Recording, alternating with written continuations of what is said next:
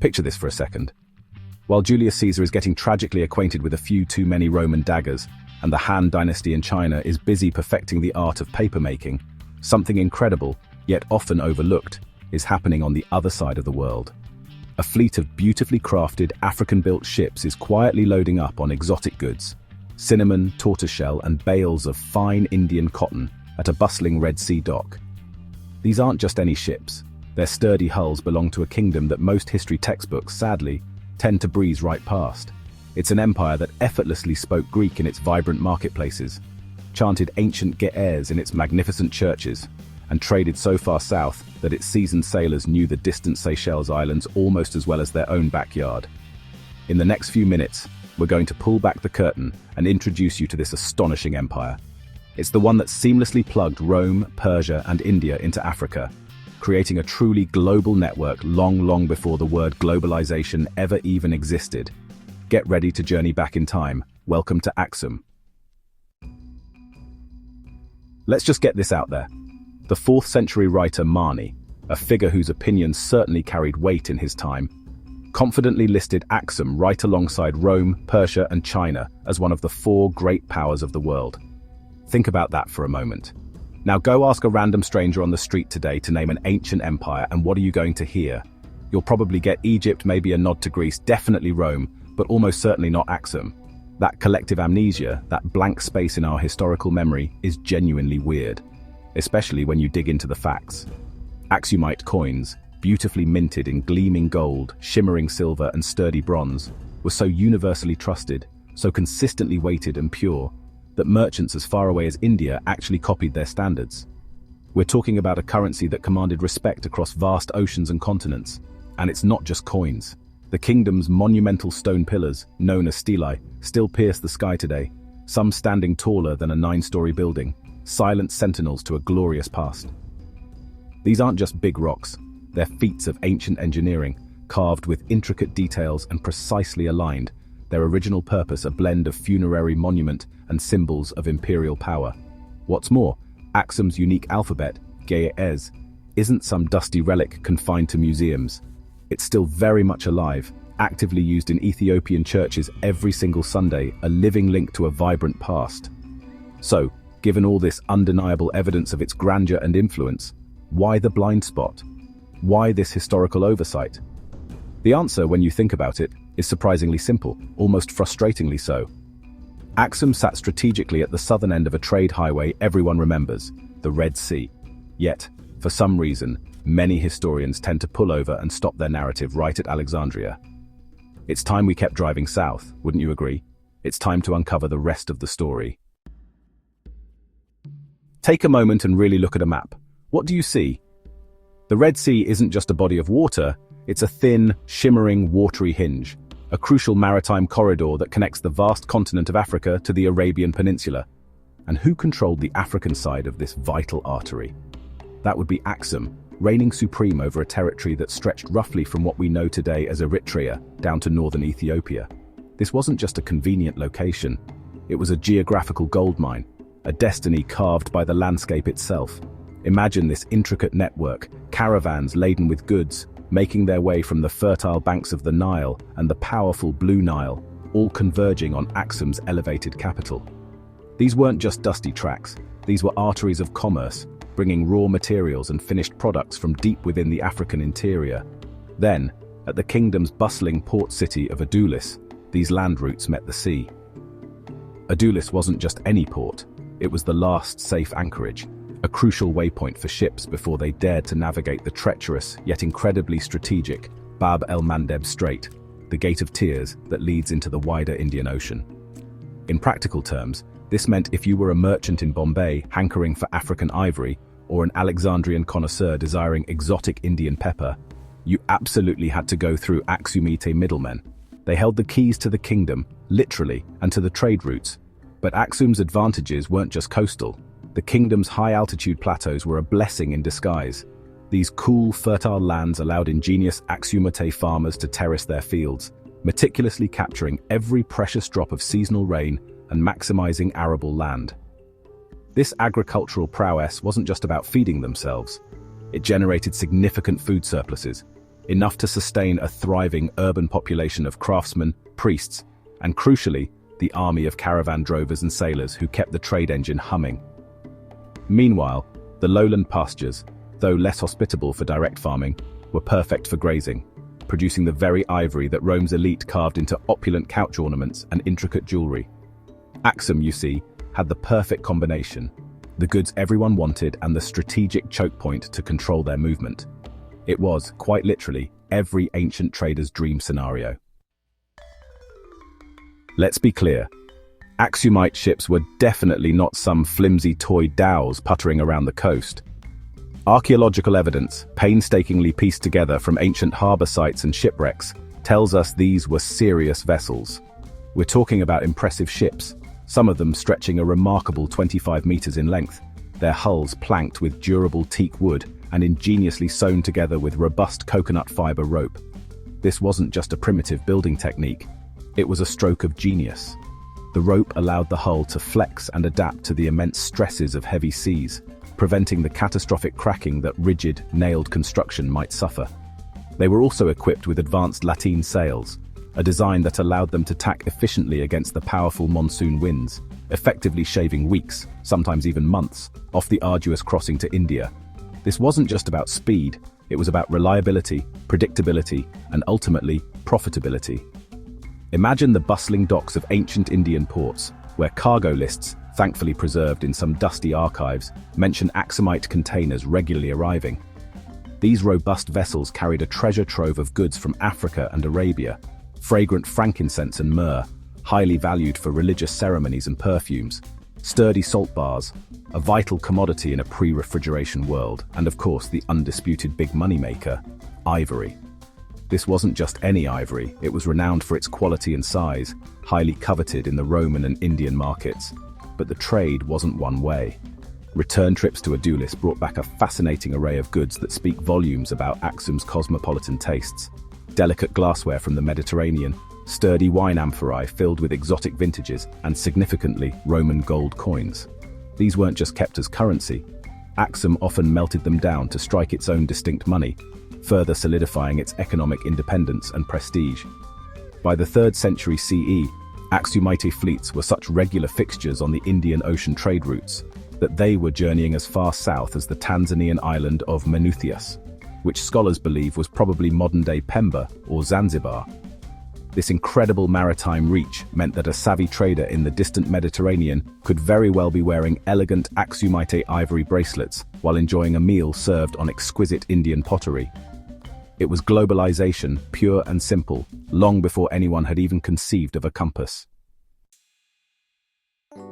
Trade, while undeniably crucial, is only half of Axum's fascinating story. This empire wasn't just exporting goods, it was also exporting words, ideas, and a rich tapestry of culture. Early Axumite inscriptions are a beautiful, tangible testament to this, often flipping seamlessly between Greek and Ge'ez, a distinct South Semitic tongue.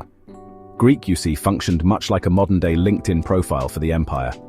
It was the language of international diplomacy, the lingua franca of commercial transactions across the Red Sea and Mediterranean, and a clear indicator of Axum's cosmopolitan outlook.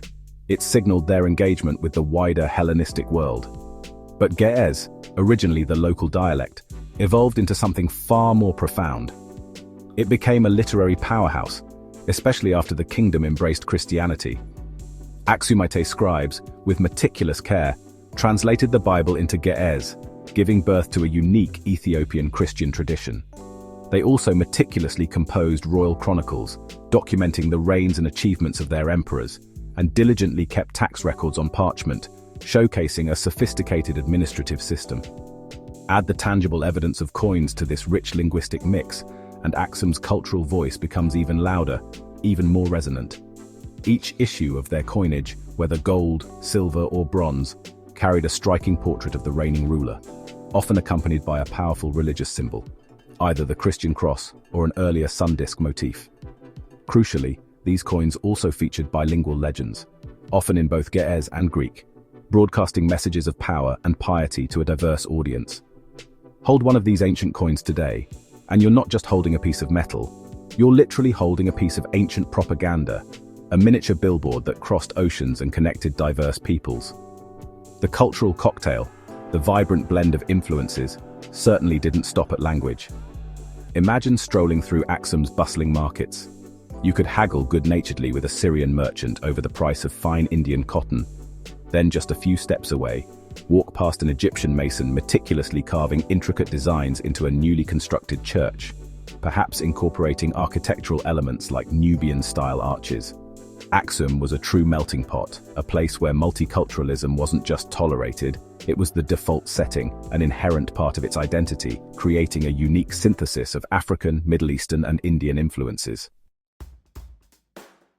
Every great empire, no matter how powerful or enduring, inevitably reaches a pivot moment, a critical juncture that irrevocably alters its trajectory. For Axum, that seismic shift occurred sometime around 330 CE, when King Ezana, a truly pivotal figure, made the momentous decision to convert to Christianity. The ancient chronicles tell a fascinating tale, suggesting he was deeply influenced by the teachings of a Syrian captive named Frumentius. This remarkable individual, initially brought to Axum as a captive, quickly rose through the ranks due to his intellect and faith. Ezana first appointed him as tutor to the crown prince, recognizing his wisdom, and later, a testament to his profound influence, Frumentius was consecrated as a bishop. Ezana's conversion wasn't a private affair, it was an imperial declaration. He immediately began issuing coins boldly stamped with the Christian cross, a clear and public statement of his new faith. He commissioned the construction of magnificent churches, often strategically placed right beside older traditional temples, symbolizing a new era without entirely erasing the past. His victory inscriptions, once dedicated to pagan deities, now proudly thanked the Lord of Heaven for his triumphs. This wasn't simply a personal spiritual awakening, it was a shrewd political and ideological move. The conversion aligned Axum with the Roman Empire, which itself had recently embraced Christianity under Emperor Constantine, creating a powerful ideological bond between these two great powers. Simultaneously, it strategically distinguished Axum from its Jewish-influenced Arabian neighbors, carving out a distinct religious identity in a complex regional landscape. Suddenly, churches, often adorned with stunning murals that blended Greco-Roman artistic realism with vibrant local geometric patterns, began to sprout across the Axumite plateau. The faith, once adopted, took deep root and flourished, becoming an intrinsic part of Axumite identity. It stuck so well, in fact, that when the tide of Islam later swept across the region in the 7th century, Axum's steadfast Christian identity became its literal passport to survival. A fascinating historical detail, proudly recorded in Islamic tradition, recounts how early Muslim refugees, fleeing persecution in Mecca, found safe haven and protection within Axumite territory. This act of hospitality cemented a unique relationship, allowing Axum, and by extension the later Ethiopian state, to maintain its Christian heritage amidst a rapidly changing religious landscape. It was a testament to the enduring power of faith and the strategic brilliance of its early adoption. Great ports and bustling trade networks need more than just impressive ships and clever merchants. They require a robust, underlying infrastructure capable of generating consistent food surpluses. And this, my friends, is where Axumite engineers truly shone, demonstrating an incredible command of agricultural technology. They meticulously constructed elaborate stone terraces that weren't just aesthetically pleasing. They were brilliant feats of engineering designed to capture and conserve every precious drop of summer rain, transforming steep hillsides into fertile, arable land. They also developed sophisticated irrigation systems, with canals that are still visible from space even today, a testament to their enduring ingenuity. These systems efficiently channeled water to their fields, ensuring consistent harvests even in challenging climates. Furthermore, they stored their vital grain surpluses in ingeniously designed rock-cut silos, protecting them from pests and spoilage, guaranteeing a stable food supply year-round. But their agricultural advancements didn't stop there. Axumite farmers were equipped with iron plowshares, a technology that remarkably was still quite rare in sub-Saharan Africa at that time. These sturdy metal-tipped plows allowed them to effectively break and cultivate the heavy, fertile highland soils, significantly increasing agricultural output. Combine this advanced plowing technique with the efficient use of ox-drawn carts for transport, and you had an agricultural engine capable of feeding not just the farmers themselves, but also the skilled city craftsmen, the influential priests, and crucially, the endless stream of caravan drovers who were essential for keeping the empire's vital trade routes moving. Meanwhile, in the workshops of Axum, skilled blacksmiths were forging weapons that combined the best of both worlds. They masterfully blended traditional Nubian forging techniques, known for their strength and durability, with the more practical, Roman-style short swords. This gave Axum's armies a distinct and formidable edge, when rival Arabian kingdoms, eyeing Axum's lucrative control of the incense trade, inevitably tried to muscle in. This wasn't just about warfare, it was about protecting their economic lifeline, ensuring the continued flow of goods and wealth that underpinned the entire Axumite enterprise. Their technological prowess, both in agriculture and in warfare, was a foundational pillar of their triumph. As with all empires, even the mightiest, nothing truly lasts forever in its original form. Axum, despite its incredible resilience and ingenuity, eventually faced its own set of challenges, leading to a period of decline, though crucially, not an outright collapse. The first major blow came in the 7th century when the burgeoning Persian Empire, flexing its considerable muscle, seized control of Yemen. This wasn't just a territorial loss. Yemen was Axum's vital Arabian foothold, a crucial point from which it had controlled and profited from Red Sea toll revenues. With Persia in charge, a significant portion of Axum's income was choked off. Around the same time, another powerful shift occurred: the rise of Muslim fleets in the Indian Ocean. These new maritime powers began to reroute much of the lucrative Indian Ocean trade traffic, diverting it away from the Red Sea and through the Persian Gulf instead. This effectively bypassed Axum's control, further diminishing its economic power and influence over global commerce. On top of these external pressures, local climate shifts began to take their toll. Tree ring data, a remarkably precise historical record, clearly shows a significant drop in rainfall during this period. This environmental change severely stressed the highland farms, which had been the backbone of Axum's food supply and economic stability. Faced with these mounting pressures, Axum's rulers made a pragmatic, strategic decision. They began to shift their center of power southward, deeper into the Ethiopian interior. This wasn't a retreat of defeat, but a calculated move to preserve their kingdom and its unique culture. They meticulously carried their precious churches, their sacred manuscripts, and their rich traditions with them, ensuring the continuity of their heritage. The kingdom, in its original coastal form, certainly shrank, but it never truly vanished. Instead, it underwent a profound metamorphosis, evolving and transforming into the medieval Ethiopian state. Its emperors, right up to the modern era, proudly traced their ancestry back through the Axumite kings to the legendary King Solomon and the Queen of Sheba, a powerful testament to the enduring legacy. The magnificent obelisks, those towering stone sentinels, stayed standing, defying time. Axumite-style coins, though perhaps minted with different rulers, kept circulating, their designs echoing the past. The ancient Ge'ez language kept chanting in monasteries and churches, a living link to the empire's spiritual core. And the memories of their oceanic glory, their mastery of the seas, lingered on, woven into port songs no longer sung in Greek, but in the rhythmic cadences that still echo powerfully in today's Ethiopian liturgy. It was a transformation, a reinvention, proving that decline isn't always collapse. Sometimes it's just the beginning of a new chapter. If you're finding this deep dive into Axum as fascinating as we are, please do us a solid, hit that subscribe button and ring the notification bell so you don't miss our next story about the incredible Swahili cities that, centuries later, picked up Axum's Indian Ocean baton. And hey, we love hearing from you. Drop a comment below and tell us, which other forgotten empire do you think deserves its moment in the spotlight?